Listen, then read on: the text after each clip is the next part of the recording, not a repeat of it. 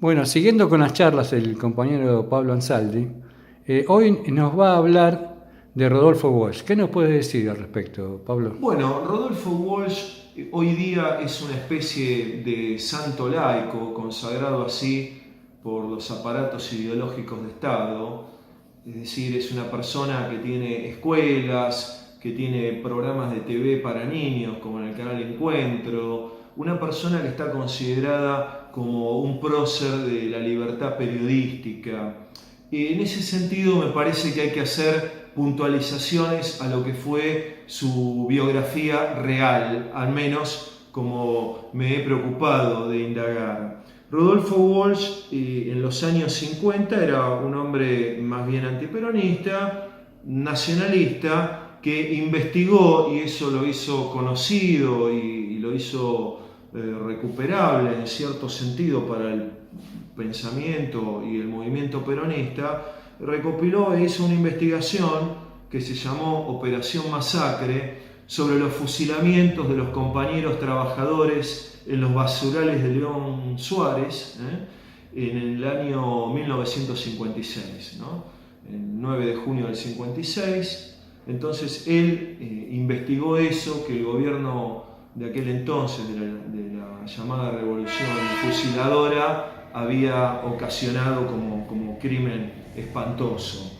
Ahora bien, luego se produce la Revolución Cubana, Walsh viaja a Cuba, es uno de los organizadores de la agencia Prensa Latina, que fue la segunda agencia de informaciones hecha desde América Latina. La primera la había hecho el general Perón para disputar el poder de la agencia Reuters y las agencias de noticias norteamericanas. Luego Walsh, bueno, tiene algunos problemas con el sistema de poder de la Revolución Cubana, ahora no vienen al caso, y viene a la Argentina y comienza a trabajar en la CGT de los argentinos, dirigiendo el periódico CGT de los argentinos que encabezaba Raimundo Ongaro y que se oponía a la CGT colaboracionista en la que orbitaba Augusto Timoteo Bandor. En aquel entonces se produce el famoso enfrentamiento en la antigua pizzería real de Avellaneda entre el grupo, los comensales que estaban con Augusto Timoteo Bandor y un grupo de peronistas antibandoristas, digamos, en principio, entre los cuales estaba Domingo Blajakis, que era un hombre de Acción Revolucionaria Peronista, de Cook, muerto en esa ocasión. El dato es que muere Blajakis, muere Salazar, pero muere Rosendo García, secretario general de la Unión Obrera Metalúrgica de Avellaneda, hombre, digamos, del aparato bandorista. Y Walsh, opuesto a ese aparato, inicia una serie de notas periodísticas que inauguran en parte el periodismo de investigación en la Argentina, señalando o dando a entender que a Rosendo García en rigor pudo haberlo matado Augusto Timoteo Bandor.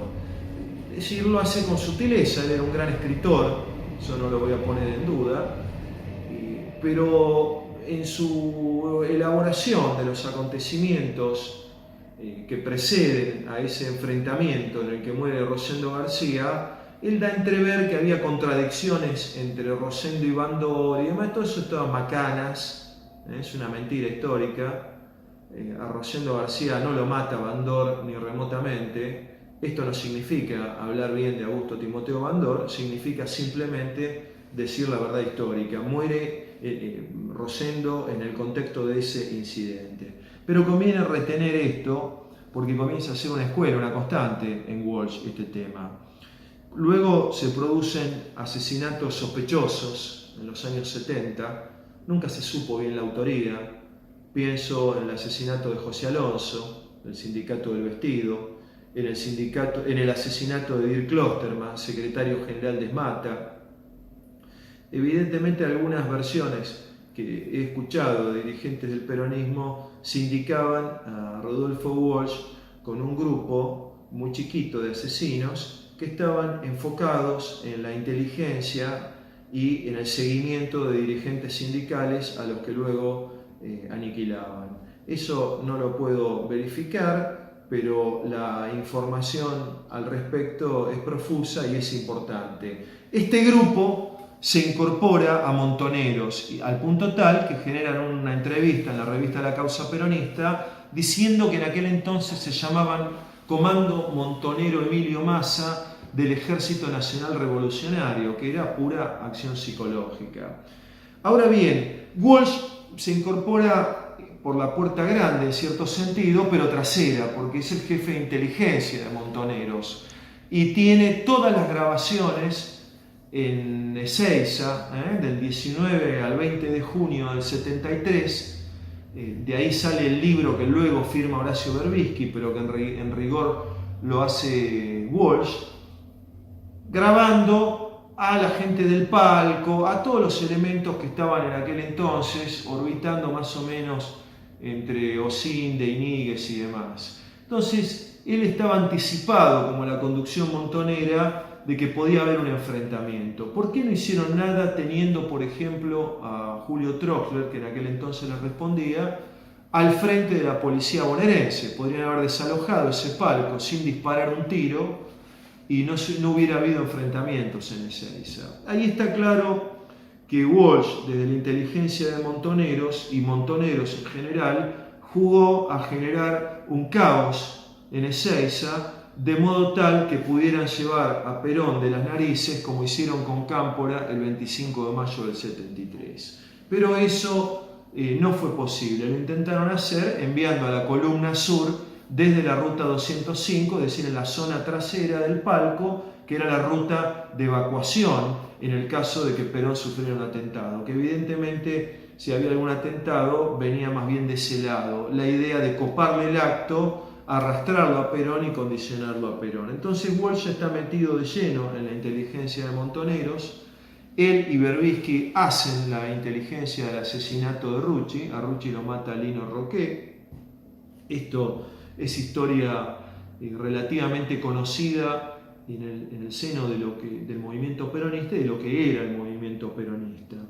Por lo tanto, lo que hay que empezar sindicando o señalando con claridad, que lejos del estereotipo del mero periodista investigador, Walsh era un hombre de la inteligencia de organizaciones armadas, un hombre que había estado en la inteligencia de los cubanos, muy involucrado en casos de crímenes, con las manos manchadas de sangre. No era un periodista libre, ni era el estereotipo del hombre curioso que dibujan en el canal Encuentro para lavarle la cabeza a los niños en la República Argentina.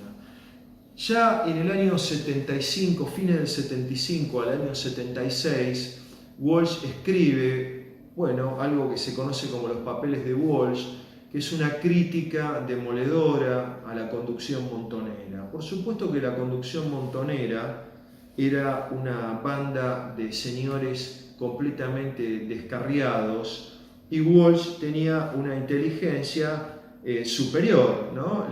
En ese sentido, por lo menos a estos tipos. La conducción montonera pensaba que el golpe le daba la ocasión para desarrollar la guerra revolucionaria y una serie de cosas así.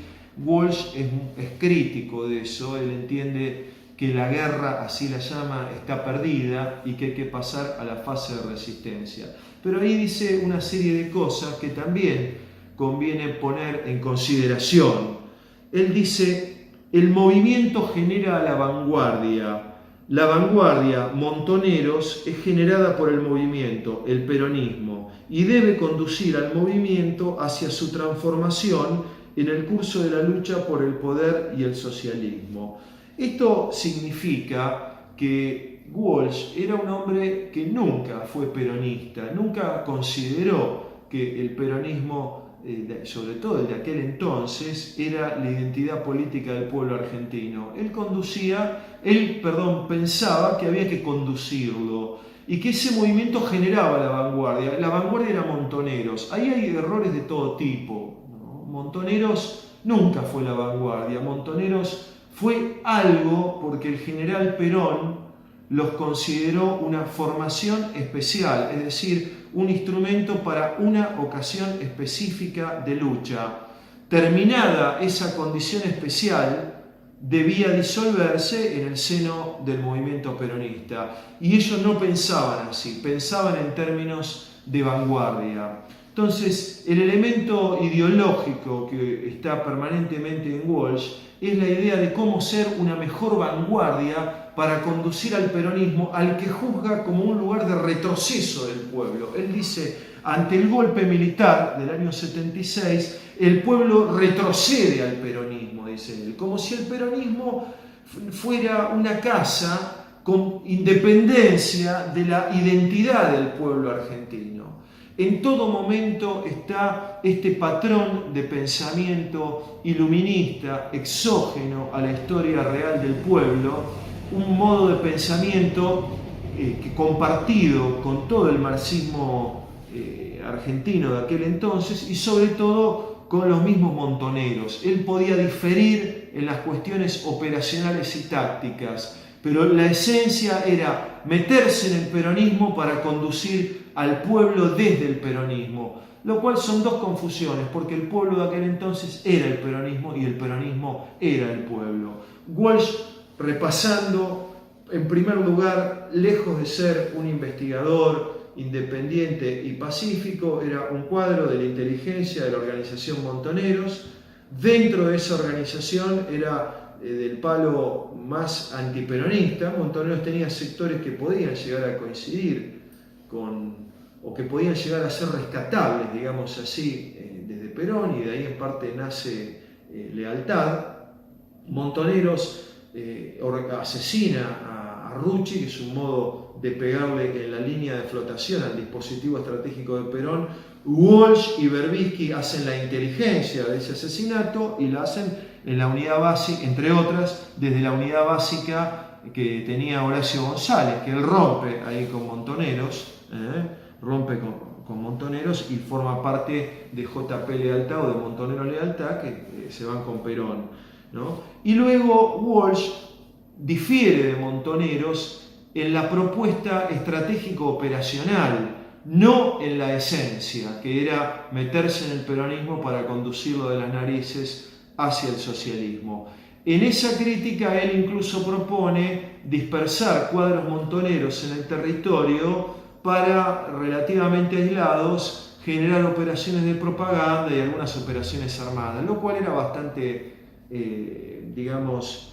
realista en un sentido, porque preservar la organización equivalió a la muerte de Montoneros, pero al mismo tiempo era bastante delirante en la medida en que no había capacidad de generar hechos armados cuando las Fuerzas Armadas generan después del golpe semejante despliegue territorial y semejante movilización. Pero quiero aclarar que Walsh fue un escritor importante, no voy a juzgar la cuestión literaria. El libro Operación Masacre, que hace cuando él era relativamente joven, evidencia los fusilamientos de los compañeros José León Suárez, en los basurales de León Suárez en junio del año 56, pero luego él tiene un derrotero como un hombre de inteligencia, de organizaciones armadas, que cometen crímenes y que sobre todo trabajan para desorbitar el proceso de liberación nacional, de justicia social, de reconciliación y repotenciación nacional que conduce el general Perón. Esto es lo que tengo para decir. Muchas gracias. Gracias, compañero.